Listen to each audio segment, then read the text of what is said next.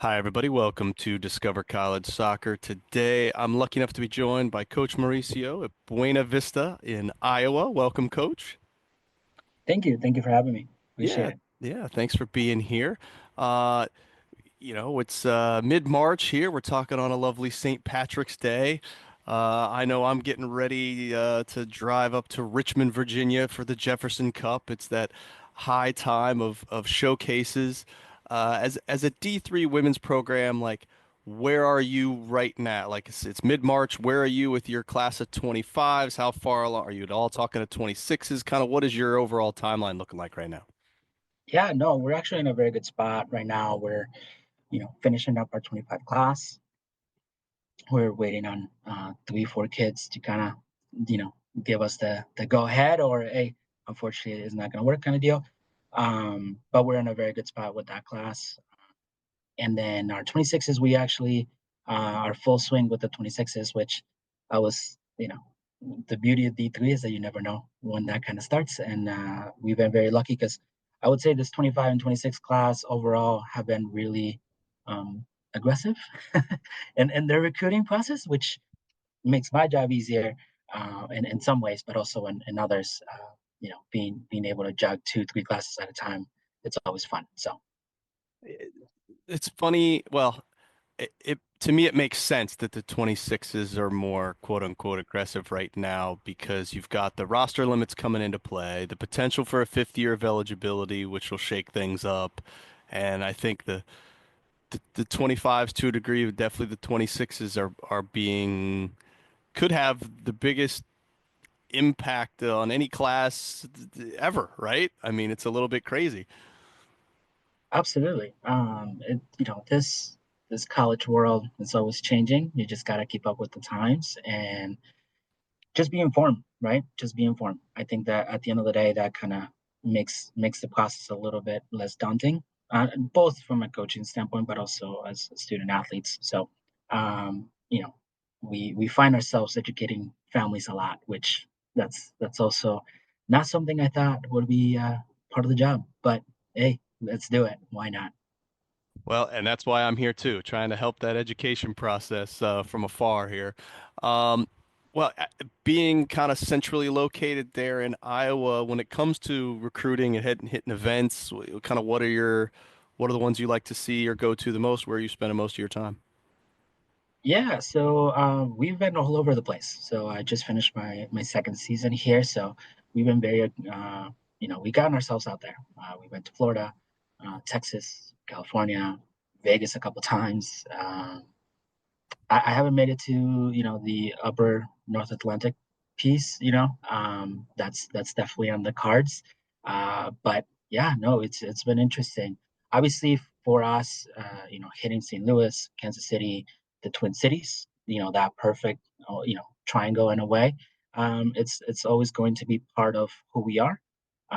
But again, venturing out west to the coast definitely it's part of something that we're integrating into our recruiting process.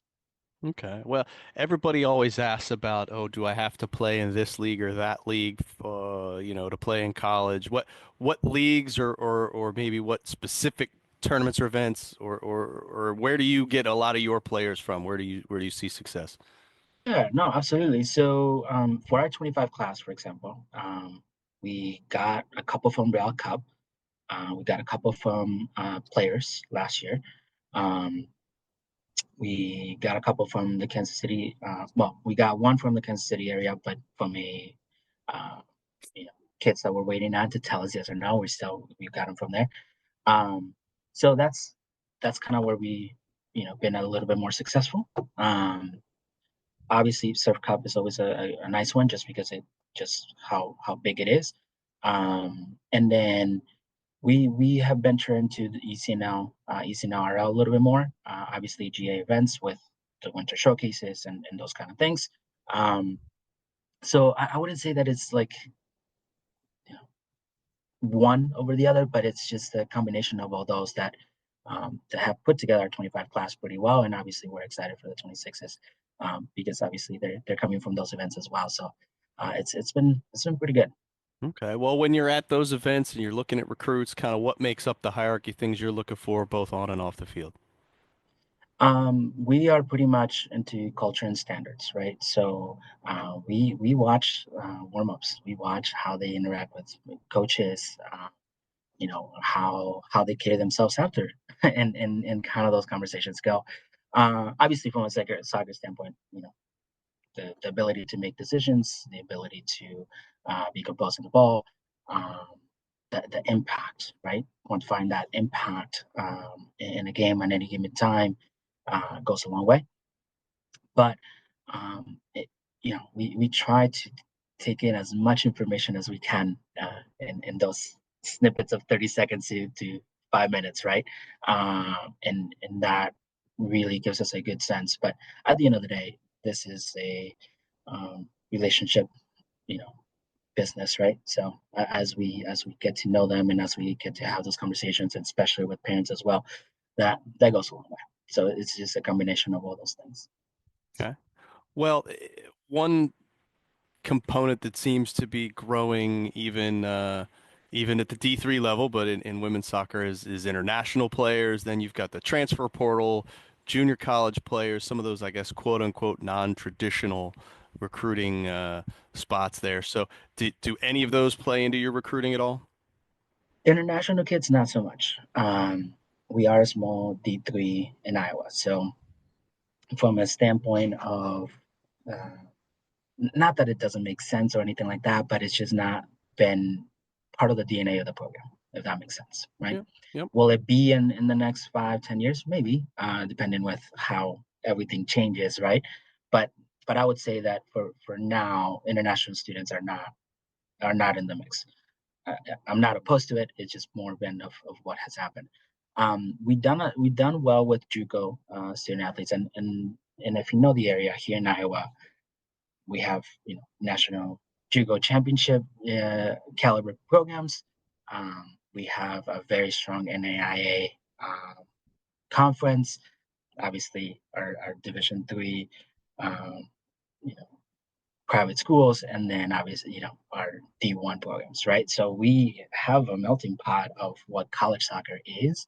So definitely always having our head on the swivel, and all right, who do we need to go talk to? What are the relationships we need to create so that way we put ourselves in front of that talent, right? um, but it's been pretty well for us as I would say that we stayed up with the times when it comes to everything else except for uh, international student athletes. Well, speaking of staying up with the times, it seems like ID camps are, all the rage. Every school seems to have them.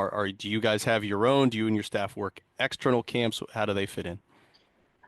So I've gone and done ID camps at other programs. We haven't developed one, not so much because we don't want to. It's just been the focus for us has been more of personalized. You're it when you're here. You're our priority. We want to make sure that we talk about all the other things, the academics, the vibe of the school, right? What it could be um, versus having 20, 30, 40 kids that sometimes it can be transactional, right? So it's just finding that fine balance. And for me, I'm very proactive. So until I find that balance, I don't want to do something that I don't necessarily believe in right now, right? Would it be in 5 years that all of a sudden we have a top notch system? Yeah, absolutely. But it's I'm almost the if it ain't broke, don't fix it. Yeah, like it has helped. We got on a very strong 25 class coming in because they felt the love and they enjoyed their time with us. And now our 26s, we actually had one from California this weekend, and she loved it, and it was all about her, right? So it's like, okay, we'll see kind of what goes. But I'm very lucky when other programs ask us to come out and do that. So I've been taking notes every time I got on, like, okay, this could work, right? And we'll see. But it's definitely in the cards of getting that because I don't know how many emails a week we get of when is your ID camp? I'm working on it. Understood, understood. Well, let's shift gears, talk a little bit more about the school. I'm sure some folks maybe not familiar with Buena Vista. You've been there, like you said, 2 seasons now. What are some of the things in your couple years now that you've found that are outstanding? Some things that you really love about the school, maybe some things we wouldn't even know by going through the website. Yeah, absolutely. So, Buena Vista is very much known for sciences, business, and education, right? So, as long as you're within those programs, you're going to find that the we do a very good job of preparing our students for that professional career, right? We do have a very strong what's it called? Biomedical pre-med, like biology, program that like I usually have 5 to 6 on the team that go through it. Um, we do a very good job of preparing our students for medical school or research. The placement is very high in terms of okay, we're preparing them for that next step. We are obviously a small rural university, so that rural health is probably something that not a lot of us get exposed to. So definitely that's a huge plus for that. Our business school obviously ranges from marketing to sports to agricultural and everything in between. So they do a very good job of connecting you with past alums that are high in those in that business world of making sure that we utilize those connections as much as possible. So I would say that the school does has done a very good job of continuing to invest in the right places, right? We're building a new apartment style dorm that it's obviously gonna enhance that student experience, and then we are going into our athletic facilities and updating everything. Our new weight room is going to open up here in August. So definitely, definitely want to make sure that when the students are here, they see that they're supported academically, but also if they are student athletes, we're doing our part to prepare them for uh, uh, to be the best versions of themselves on and off the field. No, I love it.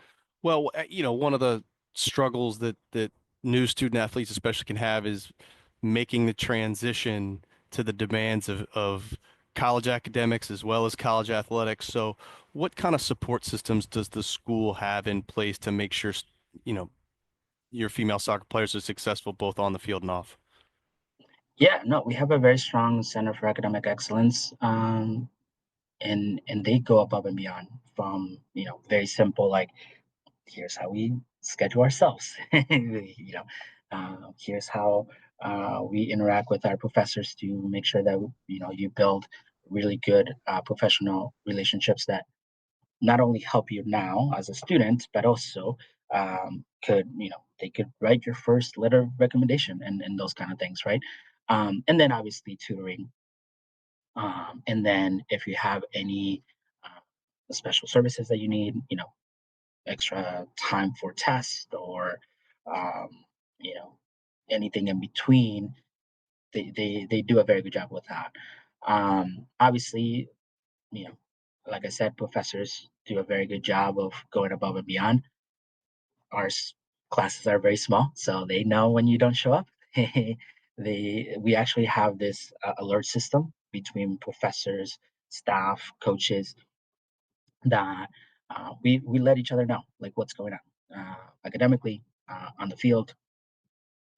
Maybe some things that are relevant to make sure that we keep an eye on student athletes and just our students overall. So I appreciate that because obviously sometimes you ask like, "Hey, how's school going?" Good. Okay. But when I get those emails of professors, and it's not just like, "Hey, you're doing bad." It's also like, "Hey, she nailed it, right? She did an amazing job in this final. Give her a high five. Awesome." And I can go in there and say like, "Hey, she got athlete of the week, right?" Like so, that level of like, all right, we really want to go above and beyond and making sure that they're successful, um, goes a long way, right? Yeah. And so I I feel like our school has done a very good job of uh, almost any support system that is needed. We have it, and if we don't, go into the community and be like, all right, what are some resources from a mental health perspective, or just wellness overall, that will enhance their time at BBU, right? So once it's all said and done, they can say like, yes, I will do it again. Maybe I will do it a little bit different, right?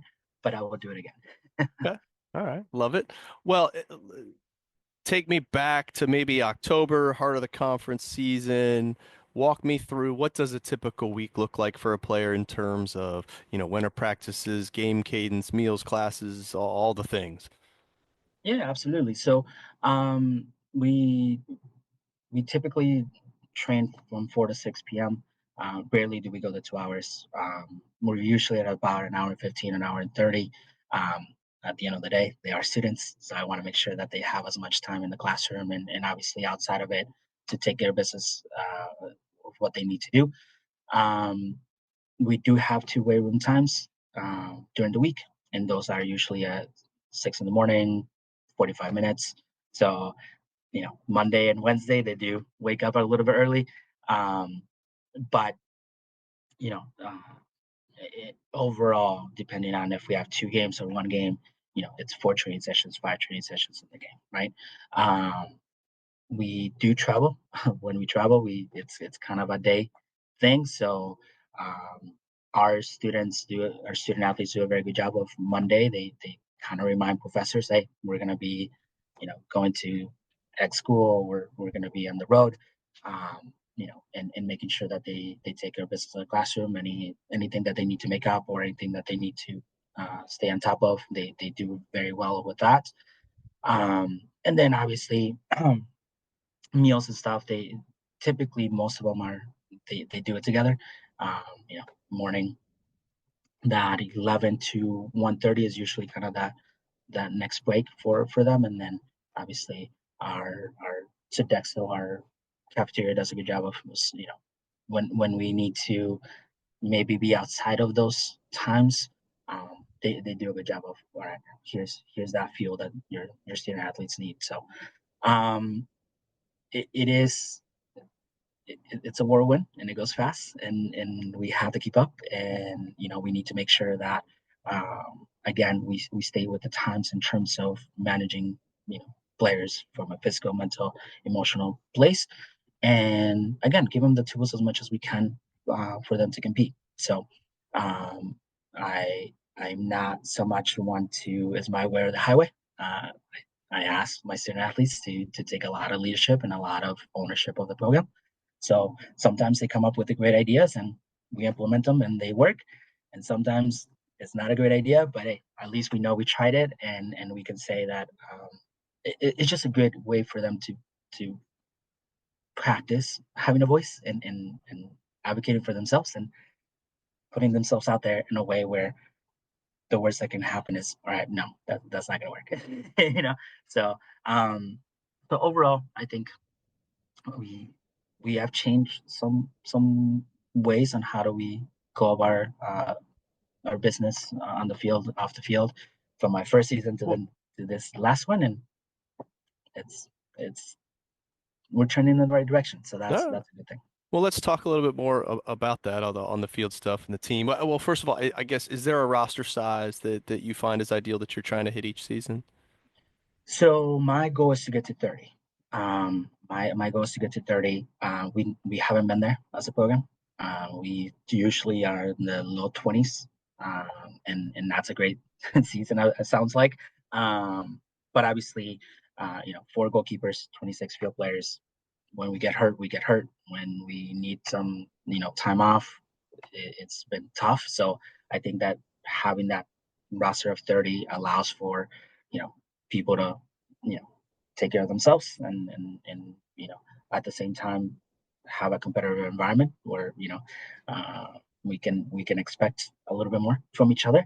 Um, but also it's just it's also that supportive environment as well, right? Of like, okay, hey, we're there for you. We want to make sure that everybody's successful and all those kind of things. I think after 30, 18 to 22-year-olds that are bored get Yeah. themselves in trouble.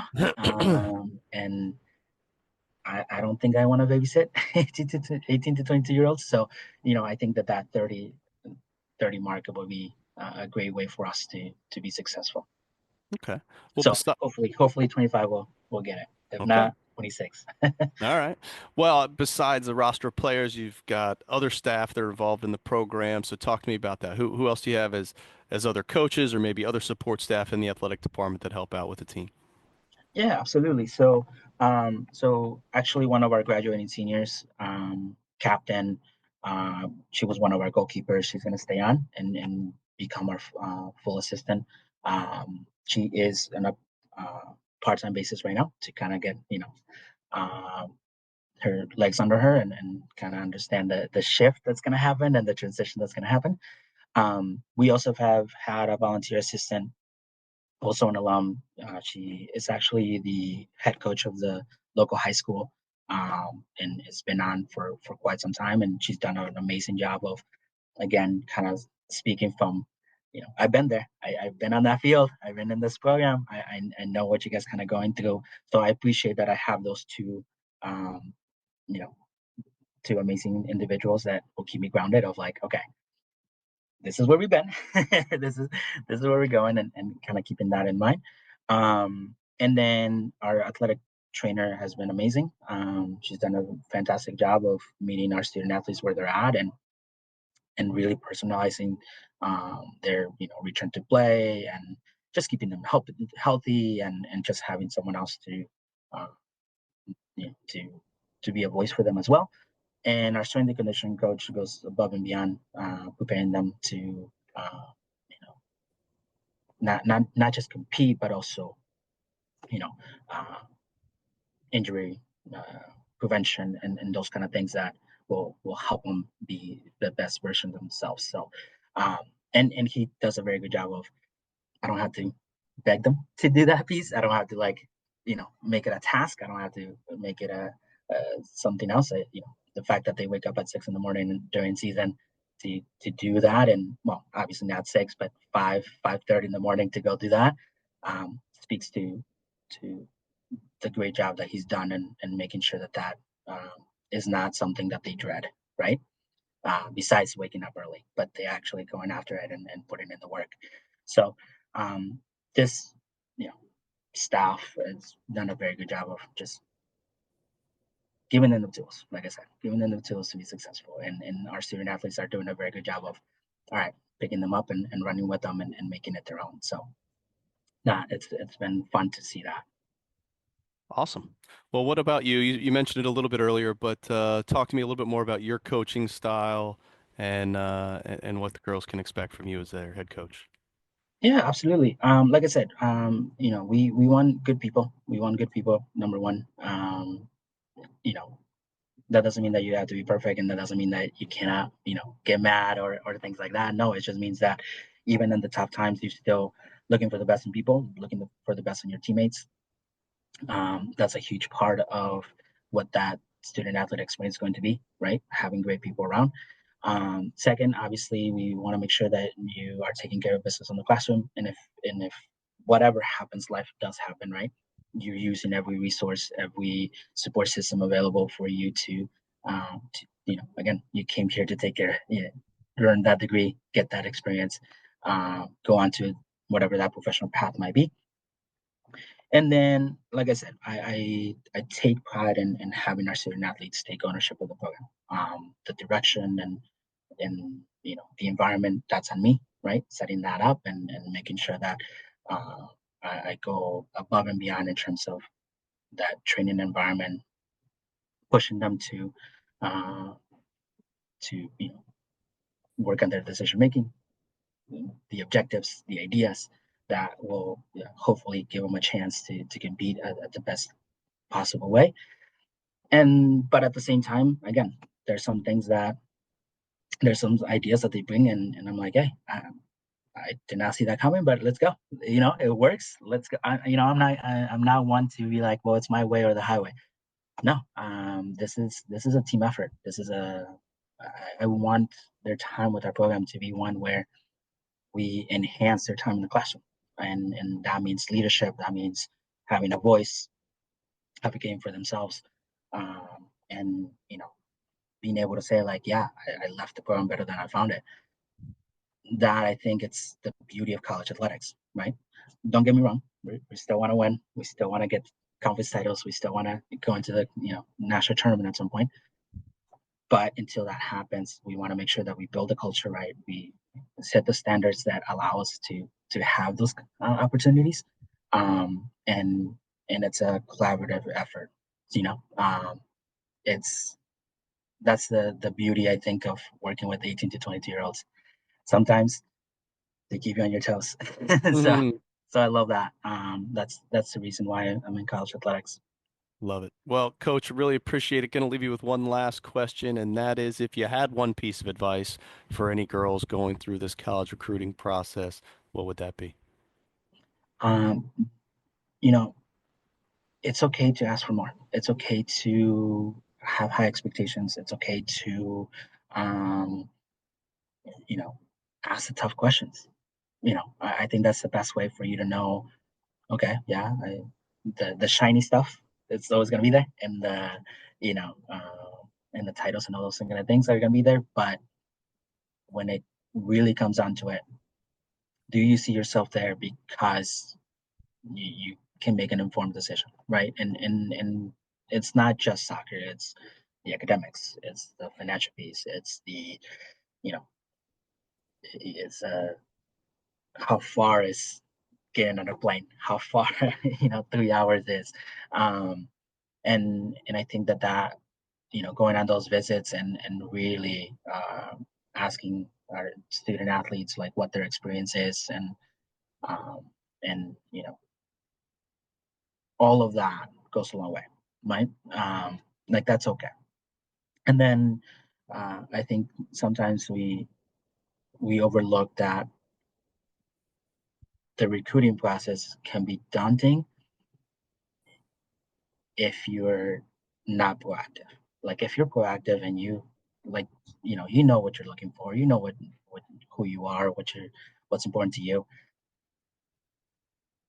it's gonna get pretty easy real quick if you stay within that lane. You know what I mean?